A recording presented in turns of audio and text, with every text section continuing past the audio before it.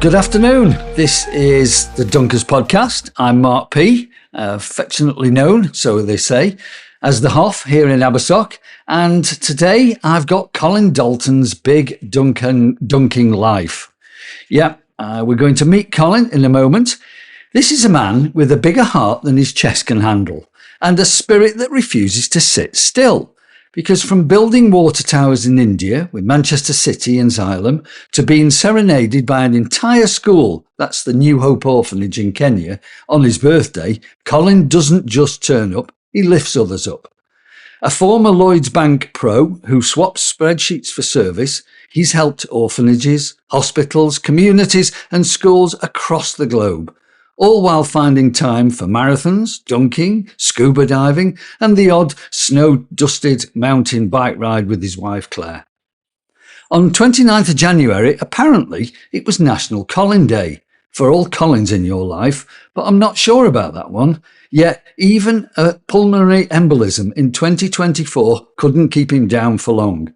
He napped, apparently quite a lot, then got straight back up to planning his next big thing.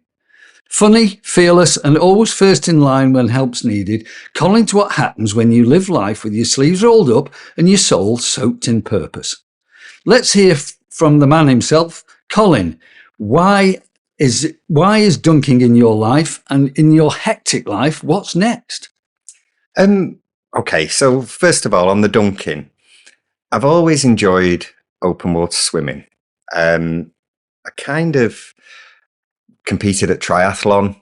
I enjoyed the open water. I find pool swimming deadly dull.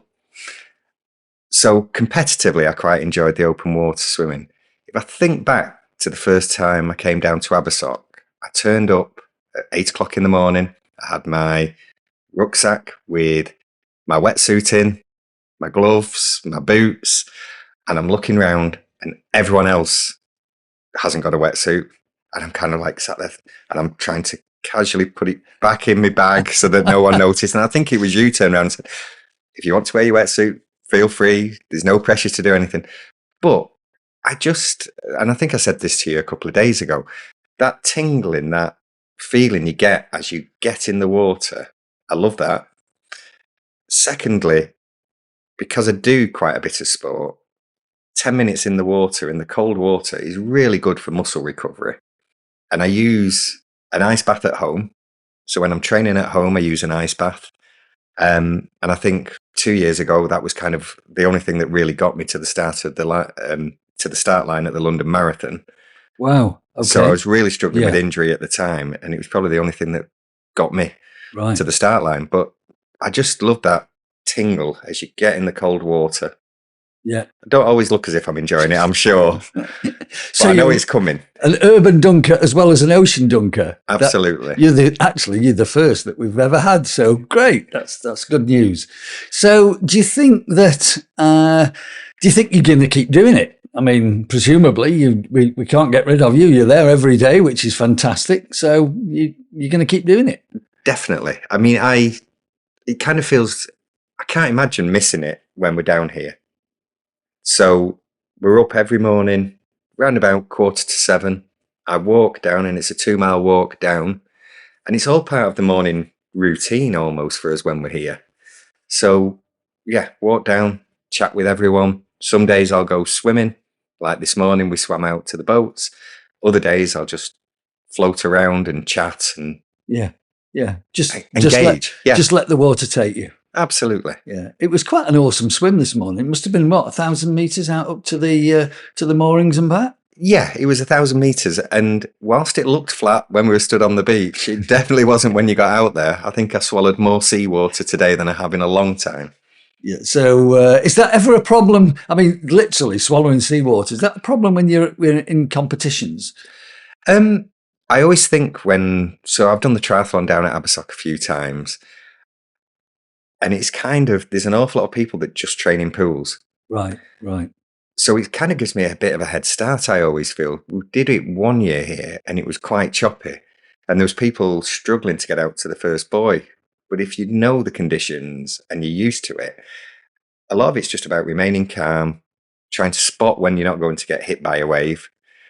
Or another competitor. Or another competitor. Yeah. But yeah, spot when you're not going to get hit by a wave. Yeah. And even this morning, it was kind of like you'd look over your shoulder as you're swimming and go, actually, that's a wave about to hit me. I won't breathe this time. I'll wait till the next stroke. Right. That is pretty disciplined. Yeah. I think a lot of it's just remaining calm. Yeah. And just, if you do it often enough. Yeah, as you say, if you've swum for such a long time, and I guess that's the same attitude that you have to take to a triathlon, because triathlons are not easy peasy, are they? No, and I mean, I've never done an Ironman. I've done quite a lot of half distance, or middle distance they call them, and I've done Olympics and standard or sprint, I think they're called. And yeah, you learn every time you do one. Mm. It kind of, the times it's taking you 2 minutes in transition because you're faffing around putting your socks on, and you just gradually learn. And yeah. And that faffing around, really, that sort of comes back to, we started today, and that is about the wetsuit and the shoes and the gloves. And whilst you need them in the depth of winter, it's a faff if you try and use anything other than just gloves and boots. Yeah, I mean, for the triathlons, you wouldn't typically use boots and gloves. Okay. But I think British Triathlon, they're ruled out anyway. But generally, most people will swim in a wetsuit just because it makes you so much quicker.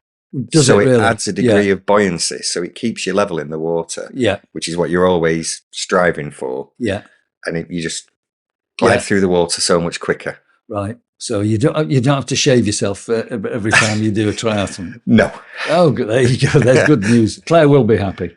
Yeah. So just a quick one back, because most of the people that we've spoken to on the Dunkers podcast have really, really focused down on the community and the post-dunking and pre-dunking routines. Now, you've obviously got a pre-dunking routine. You're up at 7:15, and as you say, you get down there for 8ish.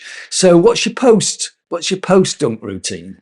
I guess, and this comes back to some of the community and the social side of it. So after, along with many of the other dunkers, I walk up to the groin on the beach. I generally say hello to Jeff, if I've not done already on the way down. Come back, and then I have a cup of tea. And usually, although I'm trying to kick this habit, I usually have a sausage sandwich each morning at Footprints Cafe. And just sit there and, on a nice day like it was this morning, sitting there, just chatting away with whoever's there. And there was, typically there's 10 dunkers there each morning. Yeah. So that whole feeling of being part of a community and so we obviously don't live here, but it kind of feels like we almost do, because we know so many people through the dunkers. Really? Yeah. Yeah. Do you know anybody back at home that does cold water dunking like you do I presume you've got one of these big dips. Have you? Yeah. I've got the brand's called Lumi. Okay. And we've got a chiller attached to it. Okay.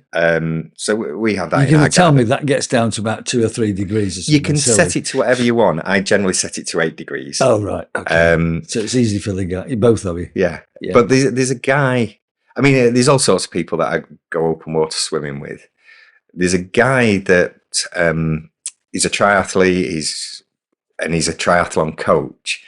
And he's a guy called Phil Ellison, and he is an advocate for cold water dipping. So he goes into companies and talks about it and all the rest of it. And each year on Christmas Eve, generally we meet up at Pickmere Lake. Okay. We've even had it where we've had to, knock holes in the ice to get in. And we'll go in, and it might only be 2-3 minutes, but each year we kind of go and do that. And he's been a big advocate and a big encouragement for the whole open water piece. Brilliant. So we can now call you our own Abersock Dunkers Wim Hof.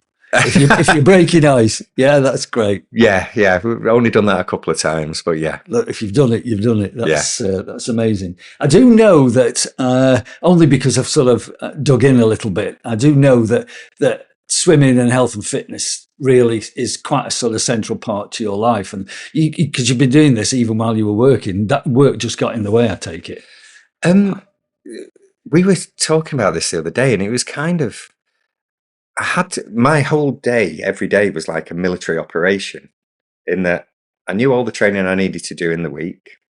I knew where I was working and, likely stupid hours I was likely to be doing.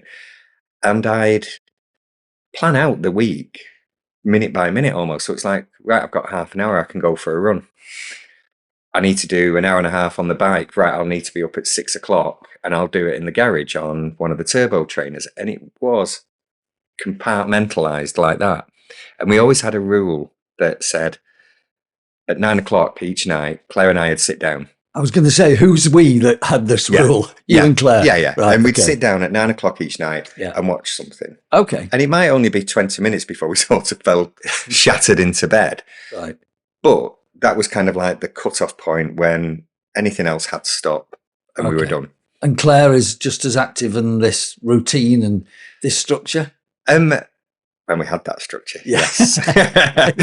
I guess it's slightly different this year as we're no longer working. Right. And I'm not sure we've necessarily struck a routine or whether we're going to strike into a routine and whether we need to. But you just let it roll, don't you? Yeah. See how it goes. So talking of letting it roll, I said in my opening about, because I've done a bit of digging and found about the New Hope. Tell me about that, because that really sort of fascinated me about what because you were out building in India. Was it Xylem? India was with Manchester City and Xylem, and there was about 2 or 3 other charity partners. Okay. So that was something I did through Manchester City. Oh, right. Okay. Are you a Manchester City? You're a Blue for life. Yeah, absolutely. Yeah, right. Okay. And they had a competition for what they called community heroes. Okay. So they were looking for people from across the globe who were involved in charitable stuff. Okay. So I used New Hope as the example and got selected, and they flew us out to Bangalore and we built water towers at 2 schools, which was just an amazing experience. I bet. How long did that take you? Weeks? Months? No. We were done we were there a week. And we did, because they were like scaffold towers. Ah, right. Okay. All the gear was there already. Yeah. We had people from Xylem and I'm trying to think, Planet Water, I think was the other charity that were sort of big in on this. Right. So everything was there, all prepped, and we were sort of like just putting everything together and doing the plumbing and getting it all ready. And it was magical just to see the children. So I worked in India quite a lot. Okay. Okay. When you were with Lloyd? Well, at Barclays and at Lloyd's. Oh, right. Okay. So I worked there for, I'd be there like 2-3 times a year, but always you kind of fly into the airport, you get picked up, you get taken to a hotel, you get taken to an office, and kind of you don't see the country at all. So this was really nice because you got to actually meet. Right, absolutely, yeah. Because I suppose you were sort of part of this offshoring, were you? The outsourcing of the IT and stuff like that. Some of it was call centres and stuff. Yeah. Some of it was outsourcing. Some of it was setting up our own capability out there. Okay. So, there's different models. Yeah. Without boring people about all the different models we're working with. They were, but it gave you the opportunity then to sort of go to the left field a little bit. And, start building water towers. Actually, the speed that this hotel has been built in Abersoch, we need people who can build things quick because that ain't going to go up fast. It's supposed to open about the end of March or the beginning of April or something. So I think they're struggling on that. Yeah, we drove past it on the way here and I think it's got a while yet. I think it is. So tell me, New Hope. I mean, how'd you get a school in Kenya to sing you happy birthday? That's pretty cool, that, Col. So we've been involved. So Claire and I have been involved with New Hope since 2007. Right. There was a group at Barclays and someone who I worked with, she introduced me to it. So she'd won, there was these Chairman's Charity Awards, and she'd won some charity award for work she did in Wigan. Right. She went to the charity awards in London and met the international winner, who was Anne Chege, who founded New Hope. So she came back and she goes to me, we've got to do something. They don't know where the next meal's coming from. At this point, I think there was 20 children at New Hope. And she's like, they don't know where the next meal's coming from. They're struggling for clothes. Education's obviously the thing that's always going to break the cycle of poverty. And at that point, I'd done, I think, the Great North Run, and I'd done that for Guide Dogs for the Blind or something, or RNIB. I'd done something for Care International, the Three Peaks Challenges. And it kind of came at a time where, because I like to challenge myself physically and I like to then sort of do it for the benefit of something. It kind of came at the right time. So we organised a marathon team because they needed an orphanage building. Okay, right. So we did Amsterdam Marathon in 2007 and raised £12,000 to build the original orphanage. That's impressive. And then, I don't know, I kind of seem to have fallen into lead fundraiser. So we have a whole host. A lead fundraiser? The lead fundraiser. So if you kind of we're a support group. Yeah. And we funnel all our money through a charity. So whilst we're not got full charity status, we're a support group. We do put everything through a charity. And then the reasons for that, well, the second you register as a charity, you've got overheads, you've got costs and all the rest of it. Absolutely. So every penny that we raise goes to New Hope. Okay. So it's kind of, there's no, you donate £1 and 30p of it ends up at, you donate £1 and £1 goes. Brilliant. Okay. So when you see that on adverts, there is actually some truth behind that. Some of these charities, if they say every penny goes out there, it actually probably does. Yeah, is there a caveat here? Well, no. I'm not sure I've seen many adverts on the television because the fact that they're spending it on TV, advertising and all the rest of it. Good point. Yeah, good point. They've got costs associated with it. And, some of the really big charities have got some real big challenges and they do some fantastic work. So it's not to belittle anything that they do because everyone's trying to achieve the same things ultimately. But yeah, everyone that's involved in New Hope is a volunteer. We have no overheads at all. And everything we do, like I say, every single penny goes to there. Yeah. That's brilliant. So, okay, so you're a man who likes to do things for a purpose. You do them and you don't mind suffering, i.e. if running triathlons, whatever. But the outcome is the fact that it's a community thing. There's a bit of a thread going through here because you've got a community down here and you've got a community there. And no doubt in the interim sort of 20 years, you've probably got communities all over the place, haven't you? So what are you going to punish yourself to do next? Because somebody told me about a new roof. Is there a new roof in the offing? Yeah. So 2007, we built the orphanage. Right. And since then, we've added a mother and baby unit because these problems. Young girls get pregnant. Yeah. Same as anywhere. Yeah. And you end up with, we trained a few nurses and they were getting approached to see if they could perform abortions on these girls. Right. It's kind of like, if we can give them an option whereby the children can be looked after, they can complete their education. Yeah. Again, you can drive a different outcome. Yeah. So we built the mother and baby unit. We've also built a boys' dormitory. And since then, we've expanded and we've got a whole school there now. And we're currently building a computer lab. Right. Now, just interrupt a second. There must be more than 20 kids now. There's typically 120 kids there at any one time. Okay. And we've got about 250 children at the school. Registered?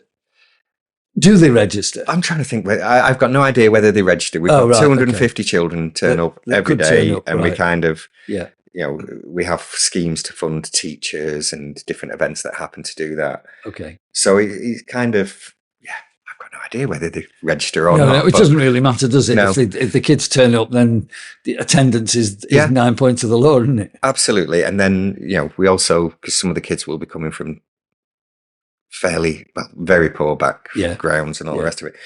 It might be the only meal they get that day, and so it's the full gamut. Once they get within New World, then they're just looked after all the way through until they leave. Yeah, and we try. So we built 2 villages as well. I should have probably mentioned that. Yeah, right. So there's something like 65 houses there. Okay. But again, we found people were trying to give up their children because they knew they'd get a better education and potentially a better future if they went to New Hope. Yeah. Because at that point, we were funding all the education. By building the houses and the villages, you can keep families together. Okay. Okay. So the children can still benefit from the education, Yeah. but they can live with their parents or their grandparents or whoever it might be, whichever family member. So yeah, that's been a big, big thing for us And as well. have you had to sort of look after basic things like water and electricity and stuff that makes villages work? Yes. Yeah, I guess. So if I think back, 2007, we put a borehole in to get the water. Yeah. We've connected electricity, not just to New Hope, but to the surrounding community. In the grannies villages, we call them the grannies villages because most of the people there are grandmothers. Okay. As opposed to, I mean, there's the odd granddad. Right. There's a lot of children lost their parents, and obviously HIV's a major part of that. Still. Yeah. Not at the moment. So they get the drugs, but obviously, without getting political, Mr. Trump has stopped certain parts of US aid. It's not impacting us at the moment, but it's one of those things we're keeping an eye on. Yeah. But we've got these grandparents' villages, and each year, so we raised extra money when we did the Hadrian's Wall challenge, which was walking from one side of the country to the other in 3 days. Right. We raised extra money, so we paid for the water to be kept on for another year. Okay. Someone's just done Kilimanjaro and raised more than they expected. That's brave. Yeah. So we've managed to raise again enough to keep the water on for another year. So now it's a roof. So the next thing is a roof. And how are you? You did ask me about that a while ago, didn't you? No. yeah. No, but I'm interested. I'm sure my listener will be interested, or our listener will sort of say, "Oh, I can relate to that." No. But, so where's the roof? How are you going to get this roof? So yeah, we built the original orphanage in 2007. You know, roll forward 18 years. It's got a tin roof on it. It leaks everywhere. So when it rains, which mercifully isn't often, but when it does, my goodness, does it rain? It leaks. Right. Okay. So we need to put a proper roof on it. Yeah. So for the 120 children that are resident there, plus the 250 that attend school there, we need to put a roof on it. Estimates are that to do it properly is going to cost us 15,000. Right. So we've kind of been looking at opportunities. And one of the ideas that we've been sort of knocking around is the Manchester Marathon next year, which I think takes place around about the 19th of April. Okay.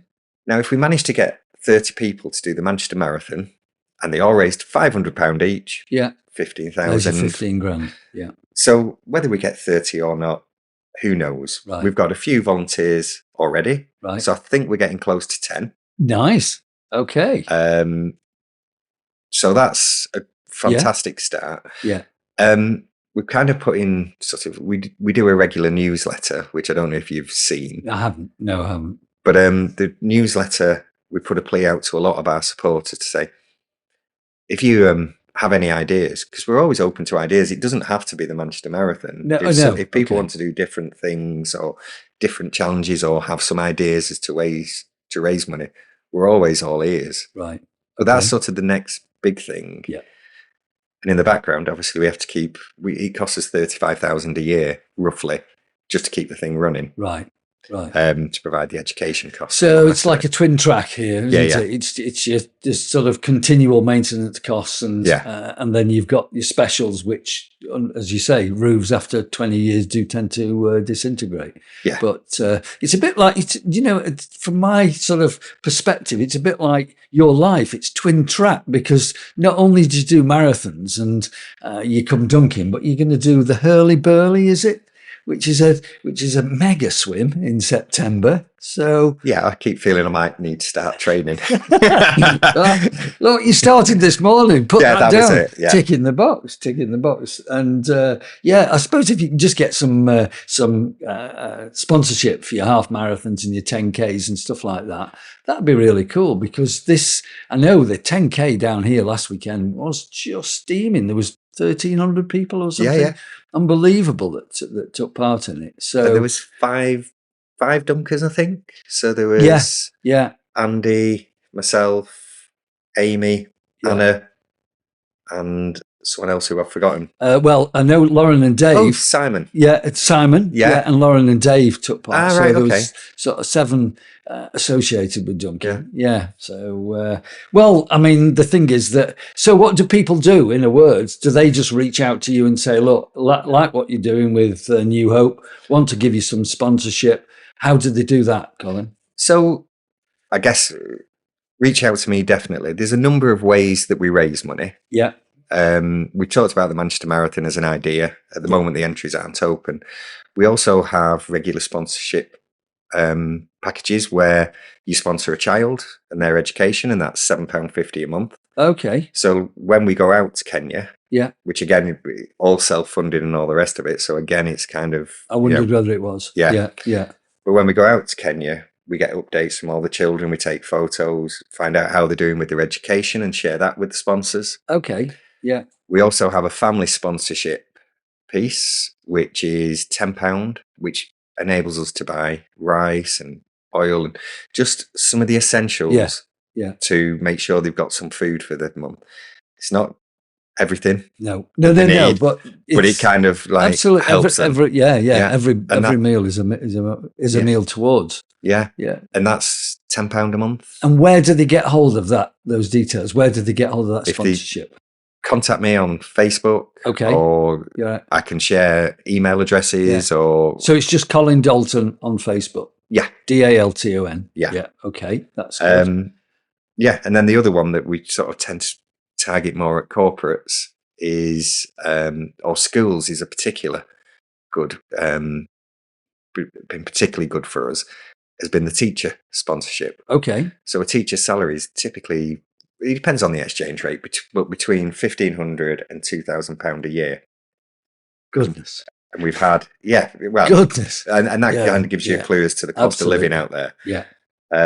So we've been doing lots there, and we've had quite a few successes with that, with schools in particular. We've also had a few companies.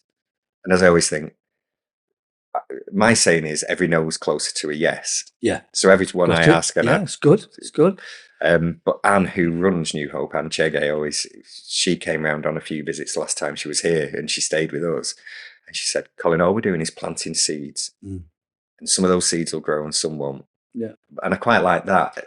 Yeah. Kind of like it feels less negative than every no is closer to a yes. Absolutely. And that's what hopefully will come out of what we're talking about this afternoon, is the fact that, it's planting seeds. And if somebody really wants to get involved, they can get involved by actually doing an event and running alongside you, metaphorically or physically. And if they haven't got that in them, but they still sort of believe that this is the right thing to do, then they can do some sponsorship. Yeah. So and any help is always greatly appreciated. And you do get to hear back from New Hope. We have a regular newsletter. If someone's out there, they get updates that we share. And it kind of like feels quite personal. So I don't know how many children we've sponsored over the years, but the first one was someone called Amos. He's now a qualified plumber and making his way in life, and which is just, when you see them sort of emerge the other end, it's gratifying. Yeah, absolutely. And it kind of, not everyone grasps the opportunities that you're giving them.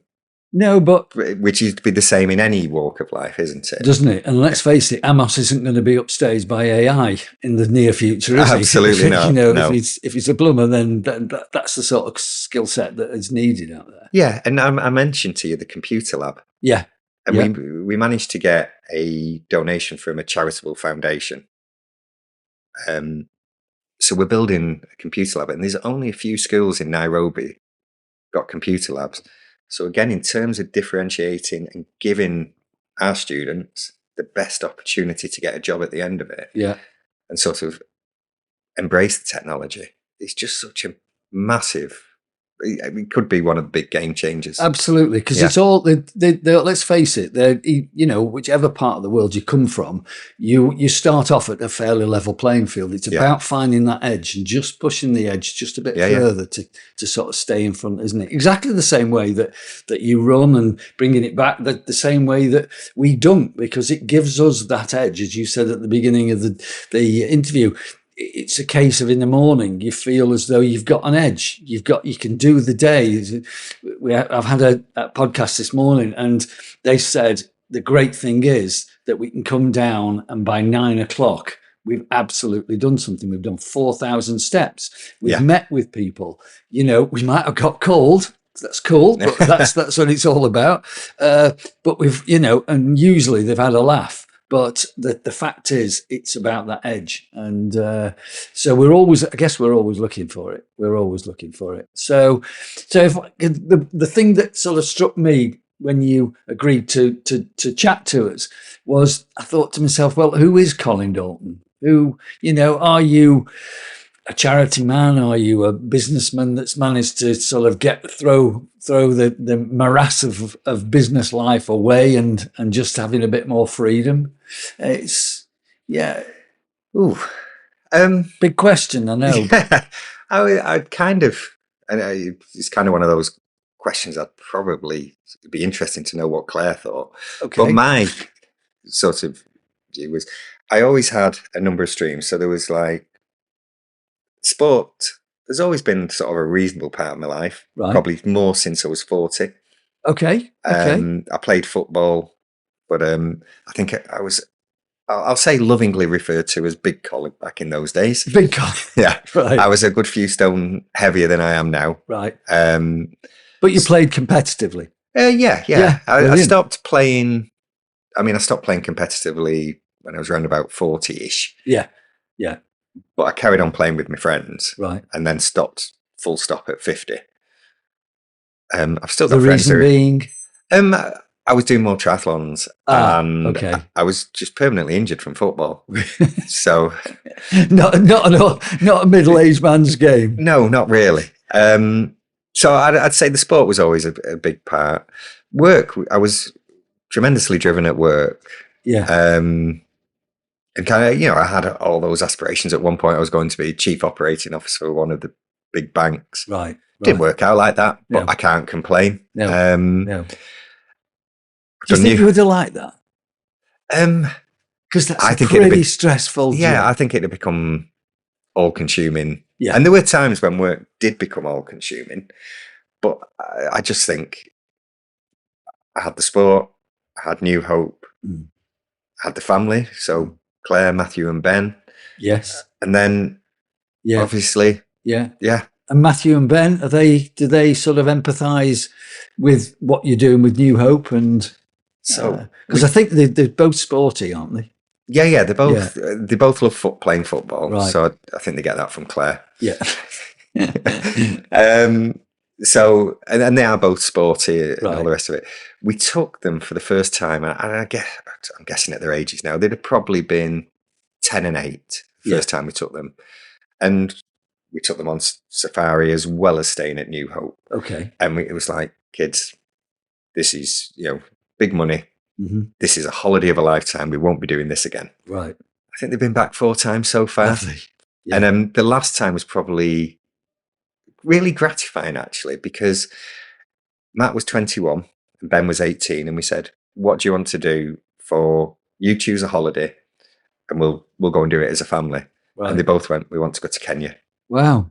Okay. So for their 21st and 18th birthdays, they spent 4 nights sleeping in an orphanage in Kenya. Right. And it was, I mean, they love it. It's a magical, magical place. There's some horrific tales of things people have endured, but it's the happiest place you'll ever imagine. Really? Yeah. Yeah.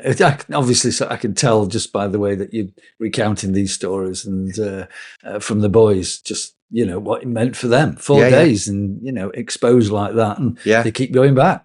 Absolutely. Yeah, it doesn't put them off. So. And Matt's one of those that signed up to the marathon. Oh, there you go. I think Ben would do, but he's got he's like degree finals. Okay. So we've sort of said to him, you need to think about where your priorities are. Do they matter when it comes to a new roof?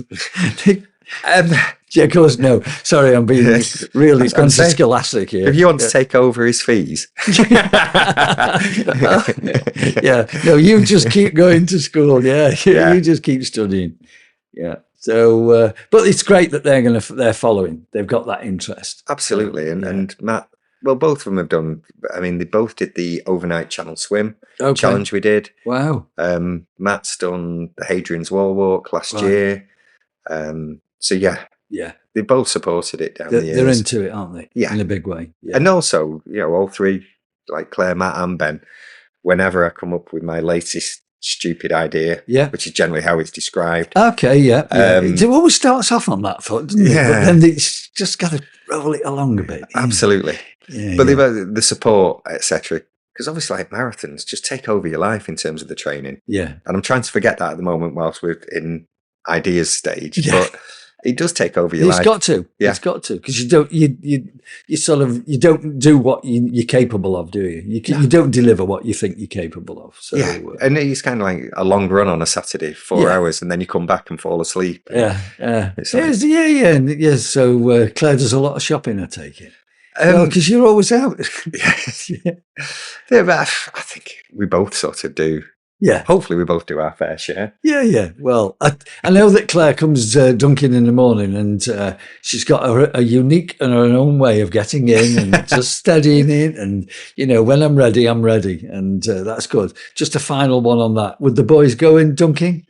They've both been down here. Have they? And both been dunking. Hey, well. So I think particularly for Ben, it's a time of day that he doesn't usually see. Right. Okay. So, but no, when they're down here, they both come down. There's a possibility. Abersock dunkers can grow a bit further. Absolutely. Yeah. Okay. So they should both be down this summer, and they should both be dunking again. We'll hold you to that. Yeah. Well, definitely. before we finish, there's a couple of questions I want to ask you, and one has been set by the previous person that I was chatting to, and I've always got one of my own, so I'll ask you that one easy. So, if there was anybody, dead or alive, who you'd like to go dunking with, who would it be? Wow. Anyone dead or alive? That's a massive question. Yeah. Who would I want to meet? In a pair of swimmers. In the cold. In the cold. Maybe the tax man? You could drown him? Yeah, well, that'd be helpful. I mean, not just because I can see looking out the window, but I think Bear Grylls is a fascinating individual, isn't he? Yeah. And some of the things he's done on television, etc. I think he'd be just an interesting person to chat to, anyway. Yeah. And I've read a few of his books and watched bits of him on television, and he was kind of the one that inspired both our kids to join Scouts. Because when he became Chief Scout, I was a Scout back in the day and loved all that. And my friend Simon, who was down here this weekend, we knew each other through Cubs and Scouts. Oh, right. And kind of, it was a massive part of my life. So the fact that he became Chief Scout and then my kids went, actually, I want to do this. Yeah.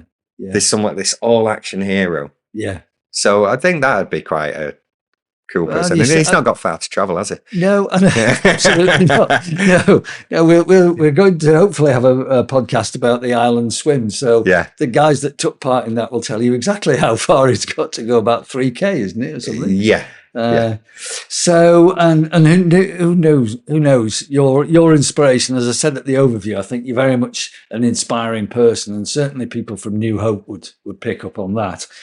The question that's been set for you is, what is the most difficult thing you find about dunking? Oh, I'm not sure I necessarily find it that difficult. It's part of my routine. It's something I look forward to. Probably the initial getting in. Okay. Would be the thing. I think the second thing is you all seem so much better at getting dressed afterwards. So I always sort of like, I'll be there probably just getting out of the sea because I always feel like I want to be the longest in there. But then by the time I'm sort of dressed, I think you were up at the far groins by the time I managed to get dressed today. So, And you see, the thing is that it's always been a part of the other podcasts about how long should you stay in. And I think that there's a bit of an impression that you're supposed to stay in for a minute. And Wim Hof, the guy that sort of made this quite popular, then he sort of says, no, 2 minutes, 2.5 minutes is absolute maximum. So, but, you know, the fact that you stay in for nearly an hour is a bit excessive, Colin. Yeah. I mean, today was a bit different because we swam out to the moorings. Right. Generally, because it's all about the muscle recovery, you need 10 minutes for muscle recovery. So all the other benefits, 2 to 3 minutes, fine. But the muscle recovery. So yesterday, I think I cycled over to Maddock. Okay. As well as you do. Yeah. So it was quite nice today because the muscles sort of ease the second you go in the water and all the rest of it. So yeah. Brilliant. Okay. Well, let's hope that we can have a few more chats on the beach. Thank you very much indeed for joining us. Honestly, it's been a real pleasure. And I knew there was something deep that we need to know about. So let's hope that we get people that are reaching out to you. So thank you again. And may the Dunkers spirit go with you. Yeah, thanks ever so much, Mark. It's been great speaking with you. Pleasure.